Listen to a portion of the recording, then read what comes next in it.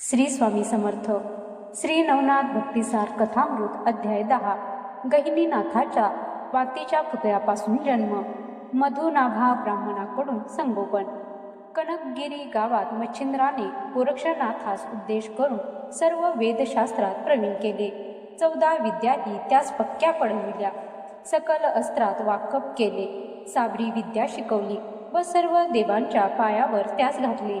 नरशी, कालिका, ममदा, महिषासूर, झोटी, वेताळ, मारुती, श्रीराम इत्यादिकांची दर्शने करविली.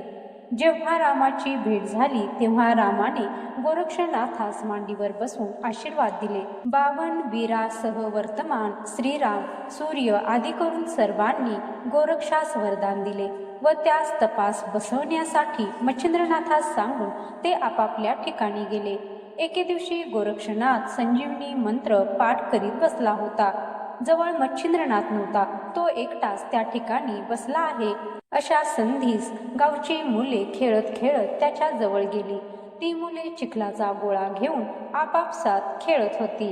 त्यांनी गोरक्षास चिखलाची गाडी करावयास सांगितले, पण त्याने आपणास गाडी करता येत नाही म्हणून सांगितल्यावर ती मुले आपणच करू लागली.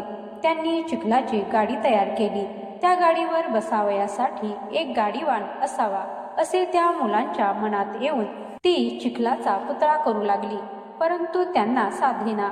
म्हणून ती एक मातीचा पुतळा करून देण्याविषयी गोरक्षनाथाची प्रार्थना करू लागली. त्याने त्यांची ही विनंती कबूल केली व चिखल घेऊन पुतळा करावयास आरंभ केला. गोरक्षनाथ जो चिखलाचा पुतळा करीत त्यापासून गहिनीनाथाचा अवतार व्हावयाचा वगैरे संकेत पूर्वी ठरलेला होता. त्या अन्वये त्यास पुतळा करून देण्याची बुद्धी उत्पन्न झाली. नवनारायणांपैकी करभंजन हा अवतार या मातीच्या पुतळ्यापासून व्हावयाचा म्हणून गोरक्षास तशी बुद्धी होऊन त्याने पुतळा करावयास घेतला. त्यावेळी मुखाने संजीवनी मंत्राचा पाठ चालला होता. संपूर्ण पुतळा तयार झाला.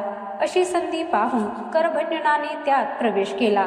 तेव्हा अस्थि, त्वचा, मांस, रक्त इत्यादी सर्व होऊन मनुष्याचा तेजपुंज पुतळा बनला. मग तो रडू लागला. हा आवाज जवळ असलेल्या मुलांनी ऐकला. तेव्हा गोरक्षनाथाने भूत आणले असा त्या मुलांनी बोभाटा केला व लागले सर्वजण भिवून पळून गेले. पुढे मार्गात मच्छिंद्रनाथाशी भेट होताच त्याने त्या मुलास भिण्याचे व ओरड करून लगबगीने धावण्याचे कारण विचारले व तुम्ही भिवू नका म्हणून सांगितले. तेव्हा पुतळ्याचा मजकूर मुलांनी सांगितला. मुलांचे भाषण ऐकून मच्छिंद्रनाथ विस्मयात पडला व काय चमत्कार आहे तो आपण स्वतः डोळ्यांनी पाहावा असे त्याने मनात आणले आणि मुलास जवळ बसवून सर्व खानाखवना विचारून घेतल्या. मच्छिंद्रनाथास मुलांनी दुरून ठिकाण दाखविले होतेच. तेथून एक मुलाचा शब्द त्यास ऐकू येऊ लागला.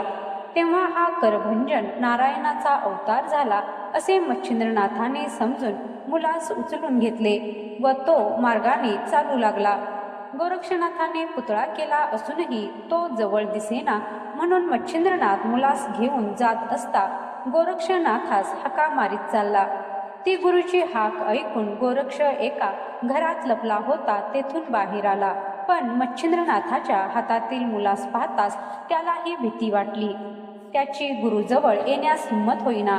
हे पाहून गोरक्षास भय वाटले असे मच्छिंद्रनाथ समजला. मग त्याने मुलास चिरगुटात गुंडाळून ठेवले व गोरक्षापाशी जाऊन सांगितले की हा मनुष्य आहे व तो नवनारायणांपैकी एक नारायणाचा अवतार आहे.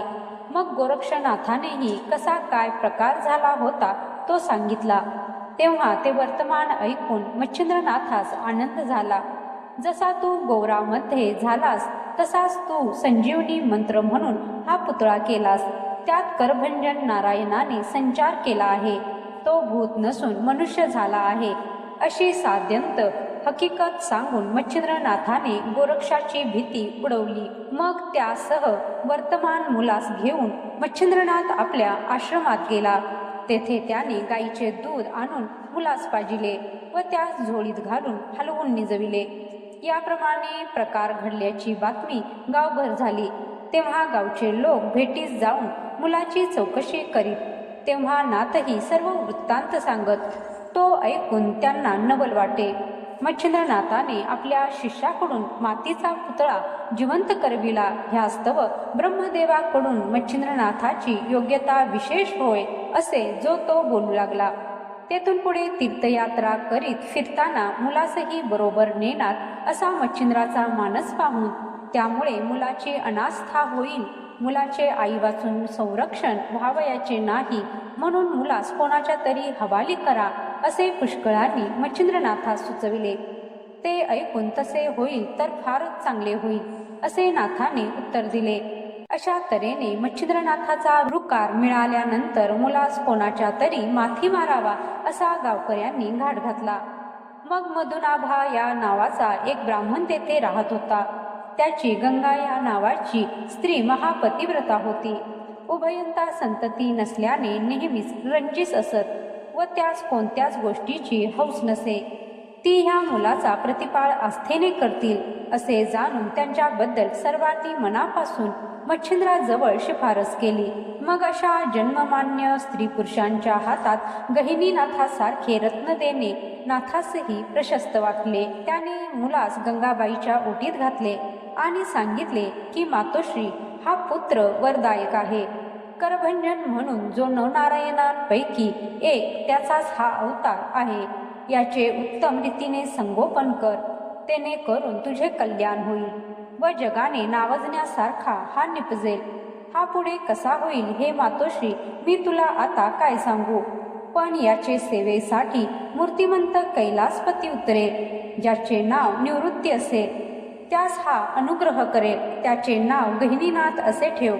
आम्ही तीर्थयात्रेस जातो. पुन्हा 12 वर्षांनी हा आमचा बाळ गोरक्षनाथ येथे येईल, तेव्हा तो ह्यास अनुग्रह करील. मग मोहनास्त्र मंत्र म्हणून विभूती तिचे अंगावर टाकताच तिच्या स्तनात दूध उत्पन्न झाले. मग मुलास स्तनपान करविल्यानंतर तिने गावातील सुवासिनी बोलावून मुलास पाळण्यात घालून गहिनीनाथ असे त्याचे नाव ठेविले. पुढे मच्छिंद्रनाथ काही दिवस तेथे राहिला व गावकऱ्यांची रजा घेऊन गोरक्षासह वर्तमान तो तीर्थयात्रेस गेला. जाताना गोरक्ष अजून कच्चा आहे असे मच्छिंद्रनाथास दिसून आले. मग त्यास बद्रिकेद्वार स्वामींच्या हवाली करून तपास लावावे असे मनात जाणून अनेक तीर्थयात्रा करीत करीत ते बद्रिकाश्रमास गेले. या अध्यायाच्या नित्य पठणाने विशेष करून स्त्रियांना फायदा होईल. त्यांच्यातील कपटीपणावादी दोष नष्ट होतील, तसेच संततीचा लाभ होईल. अध्याय 10वा समाप्त. जय श्री स्वामी समर्थ. जय श्री नवनाथ.